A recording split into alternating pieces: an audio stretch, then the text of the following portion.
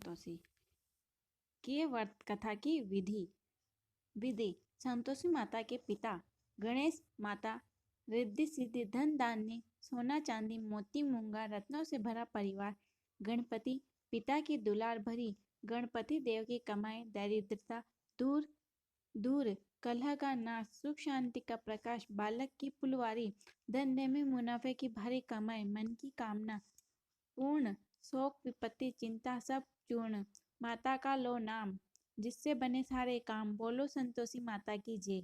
इस व्रत को करने वाला कथा के पूर्व कलश को जल से पूरे भरे उसके ऊपर गुड़ व चने से भरी कटोरी रखे कथा कहते व सुनते समय हाथ में गुड़ और भुने चने रखे सुनने वाले संतोषी माता की जय संतोषी माता की जय इस प्रकार जय जयकार से बोलते जाएं।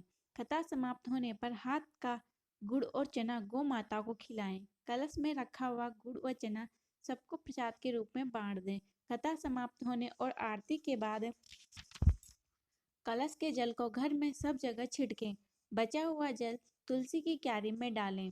माता भावना की भूखी है, कम ज्यादा का कोई विचार नहीं है, अतः जितना भी पन पड़े अब प्रसाद अर्पण कर श्रद्धा और प्रेम से प्रसन्न मन हो व्रत करना चाहिए। व्रत के उद्यापन में अढ़ाई सेर खाजा चने का साग मोहिंदार पूरी खीर नैवेद्य रखें। घी का दीपक जलाकर संतोषी माता की जय जयकार बोले नारियल फोड़ें। इस दिन घर में कोई खटाई न खाएं, न दूसरे को कोई खटाई खाने दें। इस दिन 7 लड़कों को भोजन कराएं। देवर जेठ घर के ही लड़के हो तो दूसरों को बुलाना नहीं। अगर कुटुंब में न मिले तो ब्राह्मणों के रिश्तेदारों के या पड़ोसियों के लड़के बुलाएं। उन्हें खटाई की कोई वस्तु न दें तथा भोजन कर यथाशक्ति दक्षिणा दें। नगद पैसा न दें, कोई वस्तु दक्षिणा में दें। व्रत करने वाला कथा सुन प्रसाद लें, एक समय भोजन करें। इस तरह माता अत्यंत खुश होगी और दुख दरिद्रता दूर होकर मनोकामना पूरी होगी। संतोषी माता की व्रत कथा। एक बुढ़िया थी, उसके 7 पुत्र थे। 6 कमाने वाले थे और एक निकम्मा था। बुढ़िया माँ 6 पुत्रों की रसोई बनाती, भोजन कराती और पीछे जो बचता सातों को दे देती। परंतु वो बड़ा भोला भाला था, मन में कुछ विचार न करता था। एक दिन अपनी बहू से बोला, देखो मेरी माता का मुझ पर कितना प्रेम है। बोली, क्यों नहीं, सबका झूठा बचा हुआ तुमको खिलाती है। वो बोला, भला ऐसा भी कहीं हो सकता है? जब तक आंखों से न देखूं मान नहीं सकता। बहू ने कहा, तुम देख लोगे तब तो मानोगे। कुछ दिन बाद बड़ा त्योहार आया। घर में 7 प्रकार के भोजन और चूरमा के लड्डू बने। वह जांचने को सिर दर्द का बहाना बनाकर पतला कपड़ा सिर पर ओढ़कर रसोई घर में सो गया और कपड़े में से सब देखता रहा। 6 भाई भोजन करने आए। माँ ने उनके लिए सुंदर सुंदर आसन बिछाए, 7 प्रकार की रसोई परोसी व आग्रह करके जिमाती है वह देखता रहा। 6 भाइयों भोजन करके उठे तो माँ ने उनकी झूठी थाली में से लड्डुओं के टुकड़ों को उठाया और एक लड्डू बनाया।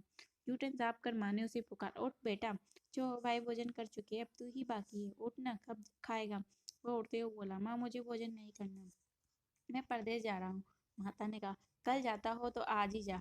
वो बोला, हाँ हाँ आज ही जा रहा हूँ। ये कहकर घर से चल दिया। चलते समय बहू की याद आई। वह गौशाला में कंडे थाप रही थी। वहां जाकर बोला, हम जावे परदेश को आवेंगे कुछ काल, तुम रहियो संतोष से धर्म आपड़ो पाल।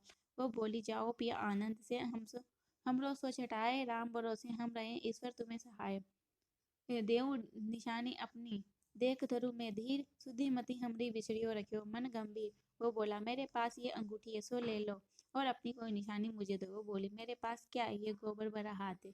यह कर उसकी पीठ में गोबर के हाथ की थाप मार दी। वह चल दिया। चलते चलते दूर देश पहुंचा। वहां एक साहूकार की दुकान थी। वहां जाकर कहने लगा, भाई मुझे नौकरी पर रख लो। साहूकार को जरूरत थी। वो बोला, रह जा। लड़के ने पूछा, तनख्वाह क्या दोगे? साहूकार बोला, काम देखकर दाम मिलेंगे। उसे साहूकार के पास नौकरी मिली। वह सवेरे 8 बजे से रात 9 तक नौकरी बजाने लगा। कुछ दिनों में दुकान का लेन देन, हिसाब किताब, ग्राहकों को माल बेचना, सारा काम पड़ने लगा। साहूकार ने 6-7 नौकर थे। वे सब चक्कर खाने लगे कि यह तो बहुत होशियार हो गया है। सेठ ने भी काम देखा और 3 महीने में उसे आधे मुनाफे का हिस्सेदार बना लिया। कुछ ही वर्षों में वह नामी सेठ बन गया और मालिक सारा कारोबार उस पर छोड़कर बाहर चला गया। अब बहू पर क्या बीती सो सुनो। सास ससुर उसे दुख देने लगे। सारी गृहस्थी का काम करा के लकड़ी लेने जंगल भेजते। इस बीच घर की रोटियों के आटे से जो भूसी निकलती उसकी रोटी बनाकर रख दी जाती और फूटे नारियल की नरेड़ी में पानी।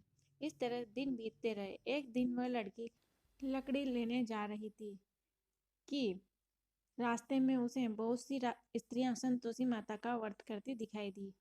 वह वहां खड़ी होकर कथा सुनकर बोली, तुम किस देवता का व्रत करती हो और इसके करने से क्या फल मिलता है? इस व्रत के करने से की क्या विधि है? यदि तुम अपने इस व्रत का विधान मुझे समझाकर कहोगी तो मैं तुम्हारा बड़ा उपकार मानूंगी। तब उनमें से एक स्त्री बोली, सुनो, यह संतोषी माता का व्रत है। इसके करने से निर्धनता दरिद्रता का नाश होता है, लक्ष्मी आती है, मन की चिंताएं दूर होती है, घर में सुख होने से मन को प्रसन्नता और शांति मिलती है, निपुत्री को पुत्र मिलता है, स्वामी बाहर गया हो तो जल्दी आवे, कंवारी कन्याओं को मनपसंद वर मिले, राजद्वार में बहुत दिनों से मुकदमा चलता हो तो खत्म हो जाते हैं। इस तरह सब सुख शांति होकर घर में धन जमा हो जाता है, वो पैसा जायदाद का लाभ होता है, रोग दूर हो जाते हैं तथा कुछ मन में कामना हो सो वे इस संतोषी माता की कृपा से पूरी हो जाती है। इसमें संदेह नहीं है। वो पूछने लगी कि यह व्रत कैसे किया जाए, यह भी बताओ तो बड़ी कृपा होगी। स्त्री कहने लगी, 1.25 आने का गुड़ चना लेकर, इच्छा हो तो 5.25 आने का लेना या 1.25 रुपये का सहूलियत के अनुसार लेना, बिना परेशानी श्रद्धा और प्रेम से जितना बन सके सवाया लेना, हर शुक्रवार को निराहार रहकर कथा सुनना, इसके बीच नियम टूटे नहीं, लगातार नियम का पालन करना, सुनने वाला कोई न मिले तो घी का दीपक जला उसके आगे जल के पात्र को रखकर कथा कहना, परंतु नियम न टूटे। जब तक कार्य सिद्ध न हो नियम पालन करना और कार्य सिद्ध हो जाने पर व्रत का उद्यापन करना। 3 मास में माता फल पूरा करती है। यदि किसी के ग्रह खोटे हो तो भी माता 3 वर्ष में अवश्य कार्य सिद्ध करती है। कार्य सिद्ध हो जाने पर ही उद्यापन करना चाहिए, बीच में नहीं। उद्यापन में अढ़ाई सेर आटे का खाजा तथा इसी परिणाम में से खीर तथा चने का साग करना, 8 लड़कों को भोजन कराना, जहाँ तक मिले देवर जेठ भाई बंधु कुटुंब के लड़के लेना, न मिले तो रिश्तेदारों और पड़ोसियों के लड़के बुलाना, उन्हें भोजन कर यथाशक्ति दक्षिणा देना, माता का नियम पूरा करना, उस घर में खटाई कोई न खाओ। ये सुन बुढ़िया के लड़के की बहुत चल दी। रास्ते में लकड़ी के बोझ को बेच दिया और उन पैसों से गुड़ चना ले लिया। माता के व्रत की तैयारी कर आगे चली। सामने मंदिर देखकर पूछने लगी, यह मंदिर किसका है? सब कहने लगे, संतोषी माता का मंदिर है। यह सुनकर मंदिर में जाकर माता के चरणों में लौटने लगी। दीन होकर विनती करने लगी कि माँ, मैं निपट अज्ञानी हूँ, व्रत के नियम कुछ जानती नहीं, मैं बहुत दुखी हूँ। हे माता जग जननी, मेरा दुख दूर कर, मैं तेरी शरण में हूँ। माता को दया आई। एक शुक्रवार बीता कि दूसरे शुक्रवार को उसके पति का पत्र आया, तीसरे को उसका भेजा हुआ पैसा आ पहुंचा। ये देख सेठानी मुंह से कोड़ने लगी, बच्चे ताने देने लगी, काकी के पत्र आने लगे, रुपया आने लगा है, अब तो काकी की खातिर बढ़ेगी, अब तो काकी बुलाने से भी नहीं बोलेगी। बेचारी सरलता से कहती है, भैया पत्र आवे रुपया आवे तो हम सबके लिए अच्छा है।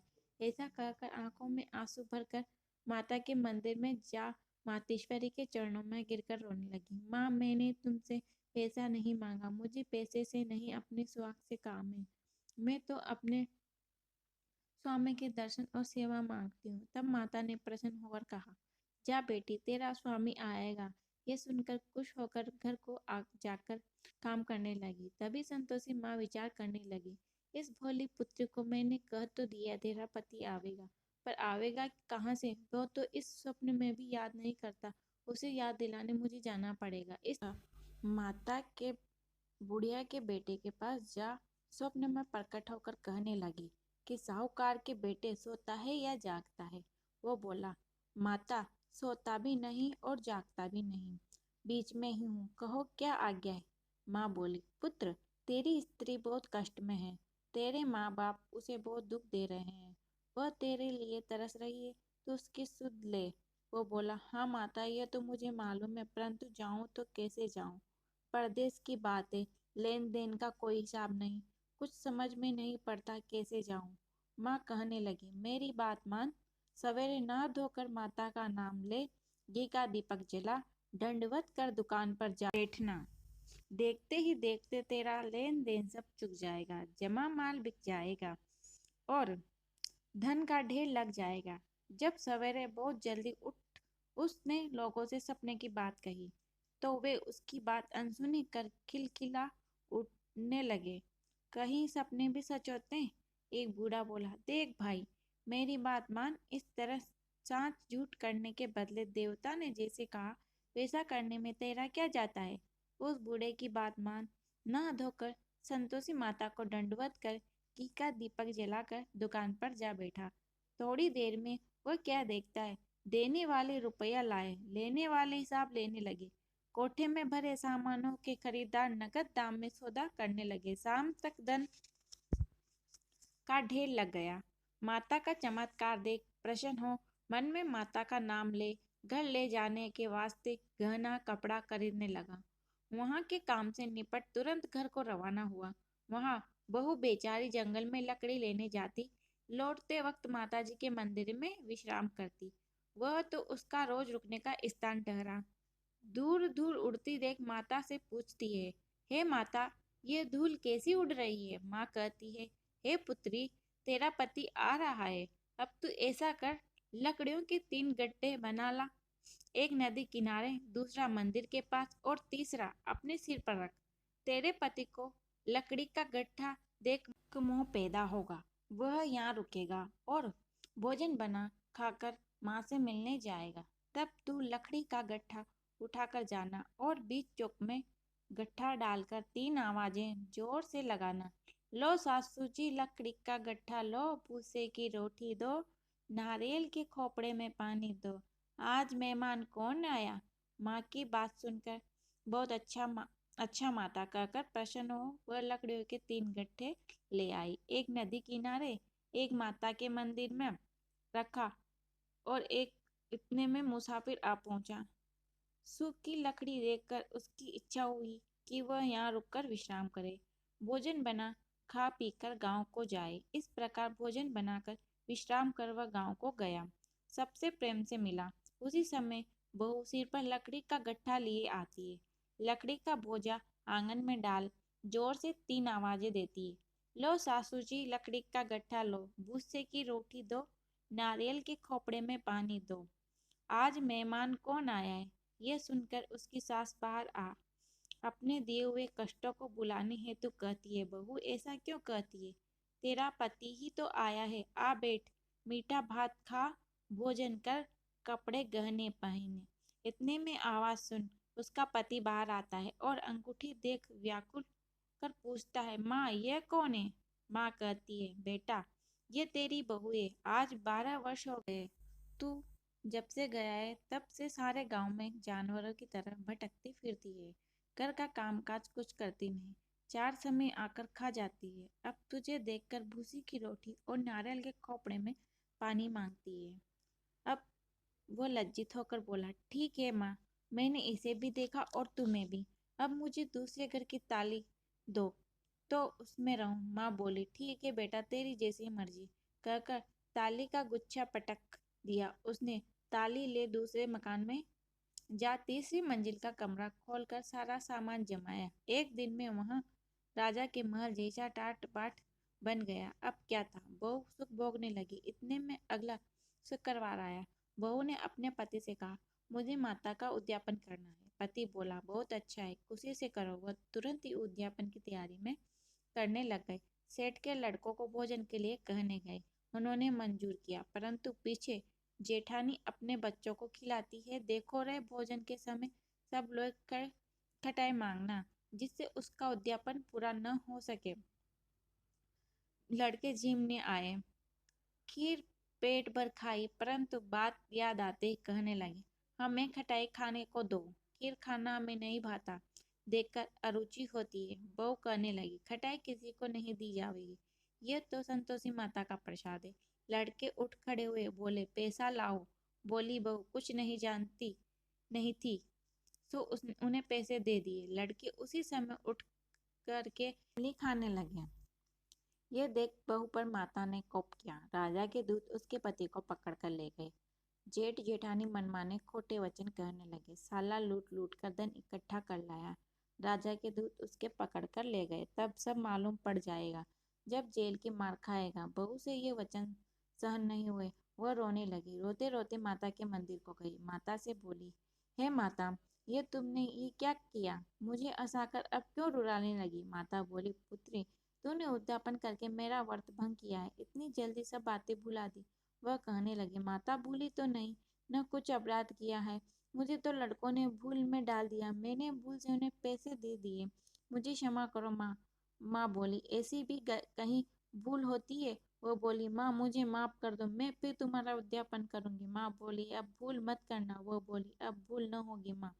अब बताओ वो कैसे आवेंगे? माँ बोली, जा पुत्री, तेरा पति तुझे रास्ते में ही आता मिलेगा। वह घर को चली। राह में पति आता मिला। उसने पूछा, तुम कहाँ गए थे? वह कहने लगा, इतना धन जो कमाया था उसका टैक्स राजा ने मांगा था, वह भरने गया था। वह प्रसन्न हो बोली, भला हुआ, अब घर चलो। कुछ दिन बाद फिर शुक्रवार आया। वह बोली, मुझे माता का उद्यापन करना है। पति ने कहा, करो। वह फिर जेठ के लड़कों को भोजन का कहने गए। जेठानी लड़कों को फिर सिखाने लगी कि तुम्हें पहले की खटाई मांगना है। लड़के कहने, खीर नहीं भाता है, जी बिगड़ता है, कुछ खटाई खाने को दो। वो बोले, खटाई खाने को नहीं मिलेगी, आना हो तो आओ। वह ब्राह्मण के लड़के को लाकर भोजन कराने लगी। यथाशक्ति दक्षिणा की जगह एक एक फल उन्हें दिया। इससे संतोषी माता प्रसन्न हुई। माता की कृपा से 9वें मास उसको चंद्रमा के समान सुंदर पुत्र उत्पन्न हुआ। पुत्र को लेकर प्रतिदिन माता की जी के मंदिर को जाने लगी। माँ ने सोचा कि यह रोज आती है, आज क्यों न मैं इसके घर चलूं, इसका आसरा देख तो सही।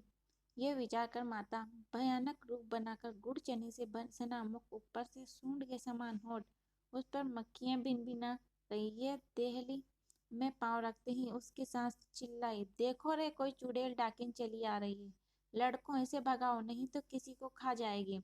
लड़के डरने लगे और चिल्लाकर खिड़की बंद करने लगी। बहू रोशनदान में से देख रही थी, प्रसन्नता से पग हो चिल्लाने लगी, आज मेरी माताजी मेरे घर आई है। यह कहकर बच्चे को दूध पीने से हटाती है। इतने में सास का क्रोध फूट पड़ा। बोली, रांड इसे देखकर कैसी उतावली हुई है, जो बच्चे को पटक दिया। वो बोली, माँ जी, मैं जिसका व्रत करती हूँ ये वही संतोषी माता है। इतना कहकर झट के सारे घर के किवाड़ माँ के प्रताप से जहाँ देखो वहीं लड़के ही लड़के नजर आने लगे। सबने माता के चरण पकड़ लिए, विनती कर कहने लगे, हे माता, हम मूर्ख हैं, अज्ञानी हैं, पापी हैं, तुम्हारे व्रत की विधि हम नहीं जानते। तुम्हारा व्रत कर हमने बहुत बड़ा अपराध किया है। हे माता, आप हमारा अपराध क्षमा करो। इस प्रकार माता प्रसन्न हुई। माता ने बहू को जैसा फल दिया वैसा माता सबको दे, जो पढ़े उसका मनोरथ पूर्ण हो। बोलो संतोषी माता की जय। योग सिद्ध विधेय जनक को गुरु अष्टावक्र ने आधे श्लोक में ही सब शास्त्रों का सार बता दिया था। ग्रंथ करोड़न में कहा है, ये सबका सार, ब्रह्मा सत्य जग झूठ है, ज्यों ब्रह्मा निहार, ज्यों से ही जगत माया, खेलत खेल ब्रह्मा रूप पहचान लो, कटे जगत की खेल। जय संतोषी माता की।